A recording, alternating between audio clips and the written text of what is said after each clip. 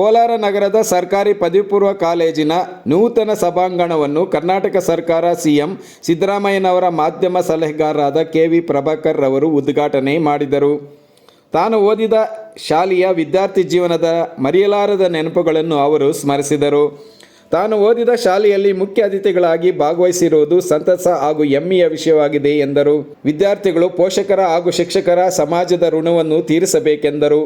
ಹಿಂದಿನ ಕಾಲದ ಯುವಜನರು ಮಕ್ಕಳು ತಮ್ಮ ಪೋಷಕರನ್ನು ಗೌರವದಿಂದ ನಡೆಸಿಕೊಳ್ಳಬೇಕು, ಹತ್ತಿರವಿದ್ದು ಅವರ ಸೇವೆಯನ್ನು ಮಾಡಬೇಕೆಂದು ಕರೆ ನೀಡಿದರು.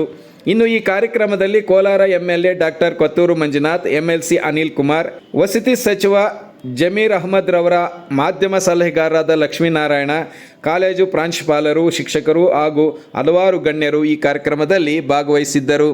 ಕಿತ್ತಂಡು Venkataram, punch TV news, Kolar. ಸನ್ಮಾನಿತರಾದಂಥ ವಿದ್ಯಾರ್ಥಿಗಳೆಲ್ಲ ಅತ್ಯುನ್ನತ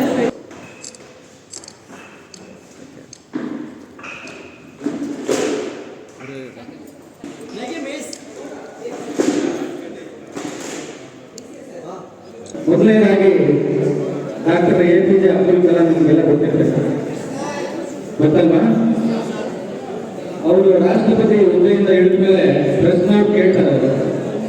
ನಿಮಗೆ ನಿಮ್ಮ ಜೀವನದಲ್ಲಿ ಅತ್ಯಂತ ಸಂತೋಷ ತಂದುಕೊಟ್ಟ ಗಳಿಗೆ ಯಾವುದು, ಸನ್ನಿವೇಶ ಯಾವುದು? ಅವಾಗ ಒಬ್ಬ ಪತ್ರಕರ್ತರು ಕೇಳ್ತಾರೆ, ನೀವು ರಾಷ್ಟ್ರಪತಿ ಆಗಿದ್ದರೆ ನಿಮಗೆ ಸಂತೋಷ ತಂದಿರೋ ವಿಚಾರ ಅಲ್ವಾ? ಅವಾಗ ಕಲಾಂ ಅವರು ಹೇಳ್ತಾರೆ, ಇಲ್ಲ ನೋ ಅಂತ ಹೇಳ್ತಾರೆ. ಅಥವಾ ನೀವು ಗ್ರೇಟ್ ಸೈಂಟಿಸ್ಟ್ ಅಂತ ಅವಾರ್ಡ್ ತಗೊಂಡ್ರೆ ಅದು ನಿಮಗೆ ಸಂತೋಷ ತಂದುಕೊಂಡಿದೆ ಅಲ್ವಾ ಅಂತ ಹೇಳ್ತಾರೆ. ಇಲ್ಲ ಇದು ಯಾವುದೂ ಇಲ್ಲ. ಅವಾಗ ಪತ್ರಕರ್ತರು ಕೇಳ್ತಾರೆ, ಮತ್ತೆ ಯಾವುದು ನಿಮಗೆ ಅತ್ಯಂತ ಸಂತೋಷ ತಂದುಕೊಟ್ಟ ಸನ್ನಿವೇಶ ಯಾವುದು ಅಂತ ಕೇಳ್ತಾರೆ.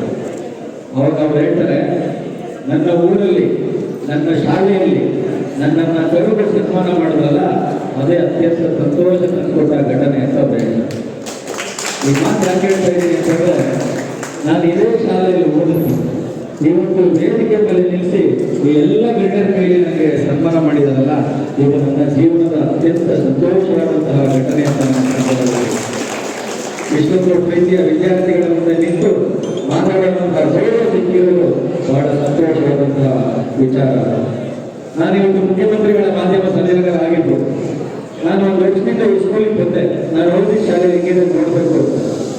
ಆಗ ಪ್ರಿನ್ಸಿಪಲ್ ಅವರೆಲ್ಲ ಮುಖ್ಯಮಂತ್ರಿಗಳ ಹತ್ರ ಇದ್ದೀರಿ, ನಮ್ಮದು ಕೆಲಸದ ಇದೆ, ಒಂದು ಸ್ವಲ್ಪ ಶಾಲೆಯನ್ನು ಮಾಡಿಕೊಡ್ಬೇಕು ಅಂತ ನಾನು ನೇರವಾಗಿ ಮುಖ್ಯಮಂತ್ರಿಗಳ ಹತ್ರ ಹೋದೆ.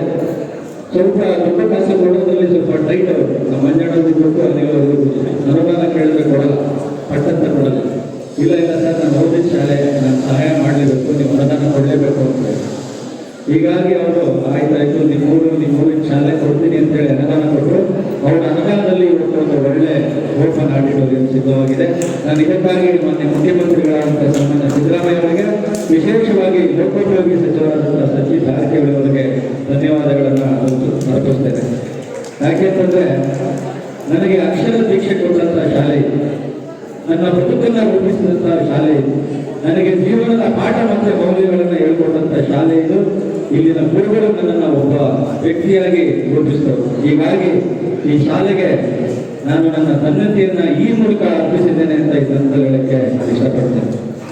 ನನ್ನ ಕಚೇರಿ ಸಿಬ್ಬಂದಿ ಸಮೇತ ಶಾಲೆಗೆ ಆಗಮಿಸಿ ಇಲ್ಲಿ ನನಗೆ ಅಕ್ಷರ ದಾಸೋಹ ನೀಡುವವರಿಗೆಲ್ಲ ಗುರುವಂದನೆ ಅರ್ಪಿಸುವ ಮೂಲಕ ನಾನು ನನ್ನ ಅಳಿಯ ಸೇವೆಯನ್ನು ಈ ಶಾಲೆಗೆ ನಾನು ಸಲ್ಲಿಸಿದ್ದೇನೆ.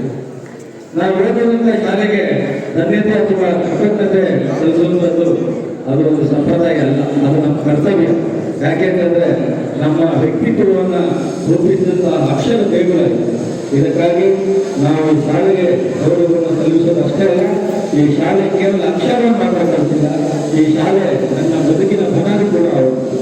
ಯಾಕೆಂತಂದರೆ ನಾವು ಈ ಶಾಲೆಯಲ್ಲಿ ಓದಬೇಕಾದ್ರೆ ನಿಮ್ಮಷ್ಟು ಸೌಕರ್ಯಗಳನ್ನು ಇರಲಿಲ್ಲ. ನಮ್ಮೊಂದು ವೈಟ್ ಶರ್ಟು, ಕಾಕಿ ನಿಕ್ಕರು ಅಷ್ಟೇ ಇದ್ದೀವಿ. 89 ಹೋಗೋದು. ನಿಮ್ಮ ಥರ ಮೊಬೈಲ್ ಫೋನ್ ಆಗಲಿ, ಇಂಟರ್ನೆಟ್ಟು, ಗೂಗಲ್ಲು, ಆರ್ಟಿಫಿಷಿಯಲ್ ಇಂಟೆಲಿಜೆನ್ಸು ಯಾವುದೂ ಇರಲಿಲ್ಲ. ಬೆಳಗ್ಗೆ 10 ಗಂಟೆಗೆ ಬಂದು ಗ್ರೌಂಡ್ ಇದ್ದರೆ ಸಂಜೆ 6 ಗಂಟೆಗೆ ಮನೆಗೆ ಹೋಗ್ತಾ ಇದ್ದೀವಿ. ಆದರೆ ನೀವೆಲ್ಲ ಪುಣ್ಯವಂತರು. ಯಾಕೆ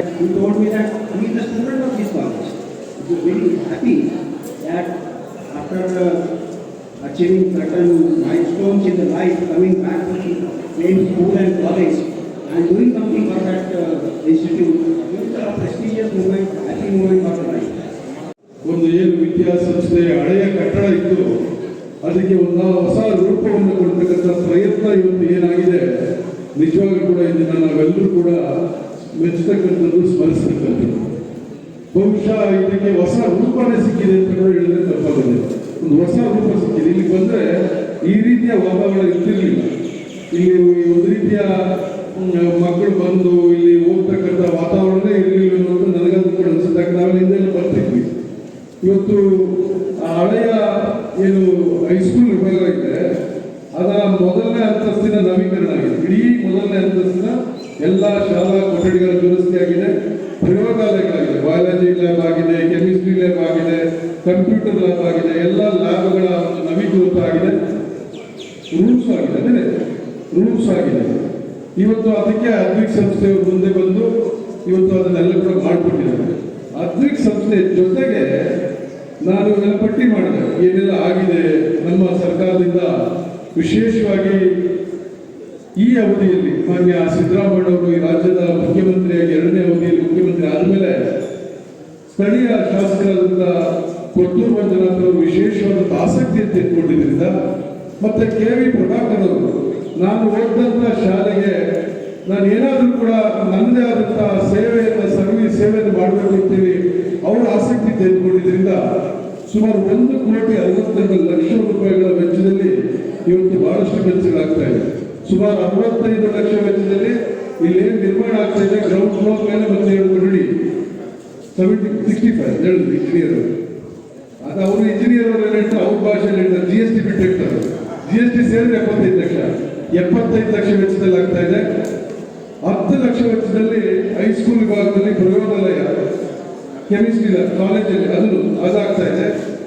ಮತ್ತೆ 37 ಲಕ್ಷ ವೆಚ್ಚದಲ್ಲಿ ಇವತ್ತೇನಿದು ನಮ್ಮ ಪ್ರಭಾಕರ್ ಅವರ ಆಸಕ್ತಿ ತೆಗೆದುಕೊಂಡು ಇವತ್ತಿದಾಗಿದೆ. ವೇದಿಕೆ ನಿರ್ಮಾಣ, ರೂಫ್ ಅಳವಡಿಕೆ, ನೆಲ ಹಾಸು ಟೈಲ್ಸ್ ಅಳವಡಿಕೆ ಮತ್ತು ಕಾರಿಡಾರ್ಗೆ ಗ್ರಾನೈಟ್. ಇವತ್ತು ಇದು 37 ಲಕ್ಷ ವೆಚ್ಚದಲ್ಲಾಗಿದೆ. ಮತ್ತು 50 ಲಕ್ಷ ವೆಚ್ಚದಲ್ಲಿ ಇವತ್ತು ಮತ್ತೆ ಪ್ರಭಾಕರ್ ಅವರ ಆಸಕ್ತಿ ತೆಗೆದುಕೊಂಡಿದ್ರಿಂದ ಮುಖ್ಯಮಂತ್ರಿಗಳನ್ನು ಒತ್ತಡ ತಂದು ಮತ್ತೆ 50 ಲಕ್ಷ ಬಿಡುಗಡೆ ಮಾಡಿಸಿದ್ದಾರೆ. ಅದರಲ್ಲಿ ಏನಾಗ್ತಿದೆ ಅಂದ್ರೆ ಪಾರ್ಕಿಂಗ್ ಟೈಲ್ಸ್ ಮತ್ತು ಕೊಠಡಿ ದುರಸ್ತಿ, ಅದಾದ್ಮೇಲೆ ಕಾಂಪೌಂಡ್ ಸ್ವಾಗತ ಕಮಾನ್ ಎಲ್ಲ ನಿಮ್ಮ ಕಾಲೇಜಿನ ಪ್ರಿಮಿಸಸ್ಗೆ ಕಾಂಪೌಂಡ್ ನಿರ್ಮಾಣ ಮಾಡಿ ಏನೋ ಸರ್ಕಾರಿ ಶಾಲೆಯಲ್ಲಿ ಓದ್ತಿರೋರು, ಬೇರೆ ಬೇರೆ ಖಾಸಗಿ ಶಾಲೆಗಳಲ್ಲಿ ಅಥವಾ ಖಾಸಗಿ ಕಾಲೇಜುಗಳಲ್ಲಿ ಓದ್ತಾ ಇರೋರು, ಈ ಸಮಾಜದಲ್ಲೆಲ್ಲ ಮೇಲಿರ್ತಕ್ಕಂಥವ್ರು ಅಂತಕ್ಕಂಥ ಭಾವನೆ ಬಂದಿದೆ.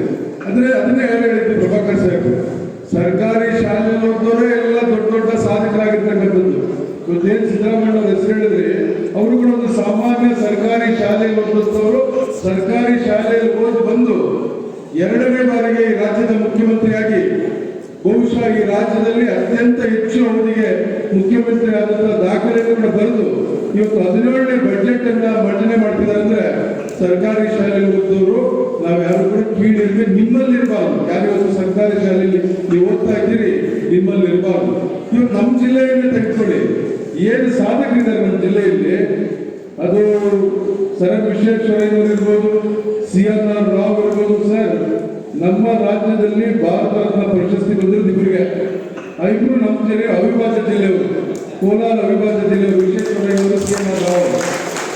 ಮುಖ್ಯವಾಗಿ ಇವತ್ತು ನೋಡಿ, ಸರ್ಕಾರದಿಂದ ನಾವು ಹೆಚ್ಚು ಕಮ್ಮಿ 1.5 ಕೋಟಿದಷ್ಟು ಸರ್ಕಾರದಿಂದ ಇಲ್ಲಿ ಈ ಶಾಲೆಗೆ ಖರ್ಚು ಮಾಡಿದ್ದೀವಿ. ಸರ್ಕಾರದಿಂದ ಇವತ್ತು ಸರ್ಕಾರದಿಂದ ಮಾನ್ಯ ಮುಖ್ಯಮಂತ್ರಿಗಳು ಕೊಟ್ಟಿರುವಂತ ನಮ್ಮ ಪ್ರಭಾಕರ್ ಅವರಾಗ್ಬೋದು, ನಾವು ನಜೀರಣ್ಣ, ಅನಿರಣ್ಣ, ನಾವೆಲ್ಲರೂ ಸೇರಿ ಇದನ್ನೆಲ್ಲ ಮಾಡಿಸ್ಬೇಕಂತ ಹೇಳಿದ್ರೆ ನಮ್ಮ ಮುಖ್ಯಮಂತ್ರಿಗಳ ಹತ್ರ ನಾವು ಕೈ ಹಿಡಿತೀವೋ ಕಾಲು ಹಿಡಿತೀವೋ ಅವ್ರ ಹತ್ರ ನಾವು ರೋಪ್ ಆಗ್ತಾವೋ ಬರ್ತೀವಿ, ಯಾರಿಗೂ ಗೊತ್ತಾಗೋದಿಲ್ಲ. ಆದರೆ ಅಲ್ಲಿ ಹೋಗಿ ಅವ್ರನ್ನ ಕಾಲು ಮಾಡಿಸ್ಕೊಂಡು ಬರ್ಬೇಕಾದ್ರೆ ಎಲ್ಲರೂ ಅಷ್ಟೊಂದು ಕಷ್ಟ ಇರುತ್ತೆ. ಇವತ್ತು ಇಷ್ಟೆಲ್ಲ ಕೆಲಸಗಳಾಗಕ್ಕೆ ಅದಕ್ಕಿಂತ ಮುಖ್ಯವಾಗಿ ವೈಯಕ್ತಿಕವಾಗಿ ಒಂದು ಕಂಪನಿ CSR ಫಂಡ್ ಅಲ್ಲಿ ಏನು ಇವತ್ತು ನಮ್ಮ CSR ಫಂಡ್ ಅಲ್ಲಿ ಅದ್ವಿಕ್ ಕಂಪನಿಯವರು ಇವತ್ತಿದ್ದಾರೆ. ಇವರು thankful sir, thank you very much sir. Your company will come with another big company, 1 branch for 3, 4, 5, 6, 7, 8 branches will come. God will there. My students and my Kolar people in the blessings is there. You continue your work. Continue your work. Only 2 words. The importance your company give to importance what 2 words. One is the education, second is the hospitals. education, hospital. These two is the most important for this country. These two most important this country. Only preference these two, education and hospitality. Hospitals. You be important that anywhere you go, anywhere Kolar district, education institutes, government education institution. Then you go for the hospitals. Your serious are going to do this. Everybody, me and my MLC, my chief minister and the media advisors, everybody with you. Everybody with you. I am there with you. I will fully support.